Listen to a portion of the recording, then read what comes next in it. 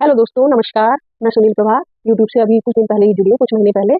और मैं ज़्यादातर भजन गा के डालती हूँ, तो आज मन में आया कि एक छोटी-सी वीडियो बनाऊँ और उसमें अपने अनुभव मैं सुनाना चाहती हूँ आपको। क्योंकि जब कभी ऐसा होता है कि मन के उद्गार निकलते हैं, तो वो दूसरों को भी बताने चाहिए। हो सकता है आपके और मेरे उद्गार एक जैसे हों, तो मैं आपके सामने कुछ अपने अनुभव अनुभव क्या मतलब ये बताने जा रही हूँ कि हम खुश कैसे रहें।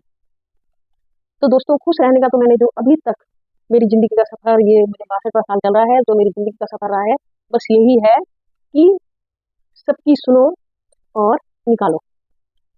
समझ गए होंगे आप? क्योंकि हम जब छोटे थे बचपन में, तो उस समय ज़माना कुछ और था और लड़कियों को पढ़ाने के लिए बोलते थे कि क्या पढ़ा रहा है इसको, 8वीं पास करा दे, शादी होनी है। लेकिन मेरे दादाजी थे, बहुत स्ट्रॉन्ग थे वो। और मेरी बुआ जी टीचर थीं, दोनों रिटायर हो गई हैं वो भी, और मैं भी गवर्नमेंट टीचर से रिटायर हो गई हूँ। 2 साल हो गए हैं मुझे टीचर से रिटायर हुए। तो पहले तो दोस्तों हम बचपन में जब पढ़ते थे, तो लोगों की बातें सुनते थे, हमें समझ में नहीं आती थी कि लड़कियों को मना क्यों करते हैं पढ़ाने के लिए। अब जाके जब हम बड़े हुए, तो तब समझ में आई, और हमें बड़ा गर्व होता है अपने दादाजी और पिताजी पर कि उन्होंने ऐसे माहौल में भी हमें पढ़ाया। और हम बहुत दूर जाते थे पढ़ने के लिए भी, क्योंकि इंटर तक तो हमने अपने घर में पढ़ाई की, लेकिन बाद में हमने एमए किया और शादी के बाद मैंने बीटीएस की। और मेरे पतिदेव का भी बहुत बड़ा सहयोग है, हाथ है इसमें कि मैं जॉब करूँ, और उससे लाइफ बहुत अच्छी कटी। क्योंकि जॉब जो होती है उसमें तरह तरह के लोग मिलते हैं, दोस्त भी बनते हैं, और मेल भी बनती है, पैसा तो है ही। तो मेरे अनुभव ये है कि जब हम बचपन में सुना करते थे, हमें पता नहीं लगता था। अब हमारे मम्मी पापा के लिए भी कोई बोलता था, तो हम सोचते थे ऐसा क्यों बोल रहे हैं ये, बड़ा खराब लगता था। अब जाके समझ में आता है। और लोगों की तो आदत है बोलने की, जो बोलता है वो तो हमेशा उसकी आदत कभी भी नहीं जाएगी। तो हमने जॉब भी की, मेरे पति ने भी जॉब की, और हम दूर दूर भी रहे, कई तरह के लोगों से मिले, गढ़वाल में मैंने नौकरी की है। तो दोस्तों, आज का ज़माना और पहले ज़माने में बहुत अंतर है, बहुत ज़्यादा अंतर है। वैसे तो कोई किसी का नहीं है, कोई भी किसी का नहीं है, और देखा जाए तो सब अपने ही हैं। ये बात आप समझ ही गए होंगे, क्योंकि ये अपने व्यवहार पे निर्भर करता है। सबके अपने अपने विचार होते हैं, हो सकता है उसके विचार कुछ और हों और मेरे कुछ और हों। तो इसलिए अपने आप पर जब एक एज हो जाती है ना, तो अपने आप पर ध्यान दीजिए। पहले तो नौकरी में तो हम बहुत जल्दी जल्दी जाते थे, कुछ अपने पे ध्यान नहीं दिया गया, और बस कहीं देर ना हो जाए, खाना पीना भी बस उल्टा सीधा ऐसे ही। लेकिन अब हमें अपने पे ध्यान देना है, और अपने को स्वस्थ रखिए, मस्त रखिए, अपने जीवन साथी के साथ खुश रहिए। और दोस्तों, बच्चे बच्चों को बचपन से ही मैं तो कहूँगी ऐसे संस्कार दीजिए, रीति रिवाज, कम से कम रीति रिवाज सीख जाए, तो भूलते जा रहे हैं आजकल अधिकतर बच्चे। और पहले संयुक्त परिवार होते थे, लेकिन अब तो एकल परिवार है, और एक एक दो दो बच्चे हैं वो भी बाहर पढ़ने चले जाते हैं। तो उनको संस्कार बचपन से दीजिए, जैसे वो देखेगा वैसे ही वो करेगा। और जब बच्चों की शादी हो जाती है, तो बेटे भी बाहर नौकरी करते हैं, और लड़कियां तो अपने ससुराल चली जाती हैं। तो ऐसे में अकेले रहना पड़ता ही है, हम भी अकेले ही रहते हैं। पहले पहले हमें लगा अकेलापन, लेकिन अब हमने एक ही मंत्र अपना लिया है: अकेले रहो, स्वस्थ रहो, खुश रहो, मस्त रहो, हर हाल में मस्त रहो।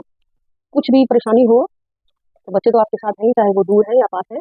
और ज़्यादा आजकल मैंने ये अनुभव किया है कि ज़्यादा बच्चों को टोका-टाकी मत कीजिएगा, क्योंकि ज़माना बहुत चेंज हो गया है, पहले में और अब में बहुत अंतर हो गया है। और मैं तो कह रही हूँ, आप भी बच्चों के साथ ढल जाइए, जैसे मौका मिलता है बच्चों के साथ पास आइए, बच्चे आपके पास आएँगे, और उनके साथ ढल जाइए।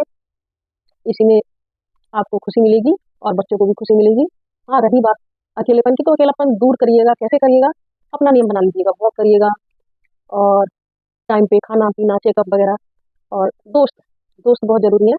और कुछ दोस्त तो ऐसे होते हैं कि दिल की आवाज़, अगर आपकी आवाज़ सुन ली, तो उनको पता लग जाता है कि हाँ, उसको कोई परेशानी है और उसको मेरी ज़रूरत है। दोस्तों, मेरे भी हैं कुछ दोस्त दोस्त ऐसे, और मैं उनका दिल से धन्यवाद करती हूँ, जो मेरे साथ रात-दिन खड़े रहने को तैयार रहते हैं। चाहे वो शुभ काम हो या दुःख का कोई काम हो या कोई परेशानी हो, हमेशा अगर कोई पूछ भी ले तो बहुत अच्छा लगता है। तो आप लोगों से भी मैं यही कहूँगी कि खुश रहने का यही तरीका है कि अगर आप किसी के देखिए, समाज में तो बैठना पड़ेगा। अगर समाज में नहीं जाओगे, तो बिल्कुल समाज से कट जाओगे, वो अकेलापन है। समाज में तो आपको बैठना पड़ेगा, सुनना पड़ेगा, खाना पड़ेगा, पीना पड़ेगा। लेकिन ये नहीं कि समाज में बैठ के उसकी इसकी जैसे चुगली करते हैं, या कोई इधर-उधर की बात अगर कोई करता भी है, तो उसकी अच्छी बातें ग्रहण करिए, और बेकार बातें वहीं पे छोड़ के आ जाइए। सबसे पहली बात तो ये है। बात तो सबकी सुननी है, क्योंकि नहीं सुनेंगे तो कोई हमसे बात करने को तैयार ही नहीं होगा। आजकल बच्चे ही आपकी बात कितना सुनते हैं, आप ही बताइए, हो सकता है आपके सुनते हो। तो सबकी सुनिए, और जो आपको अच्छा लगे करिए वही। दूसरों को ज़्यादा सलाह मत दीजिए, और दूसरों से ज़्यादा सलाह मत लीजिए। बस यही खुश रहने का मैंने तरीका खोज निकाला, और तब से हम दोनों पति-पत्नी बहुत खुश हैं, सब जगह आते-जाते हैं। और अपने पे ध्यान देते हैं। दोस्तों, मेरी वीडियो अगर आपको अच्छी लगी है तो आप कमेंट्स बॉक्स में ज़रूर लिखिएगा, क्योंकि मुझे ज़्यादा एक्सपीरियंस नहीं है, ऐसी वीडियो मैं पहली बार लेकर आ रही हूँ। मैं तो भजन गाती हूँ। अगर अच्छी लगी होगी तो मैं बाद में फिर से बनाऊँगी ऐसी वीडियो नए टॉपिक पर। तो इसी के साथ नमस्कार, राधे राधे।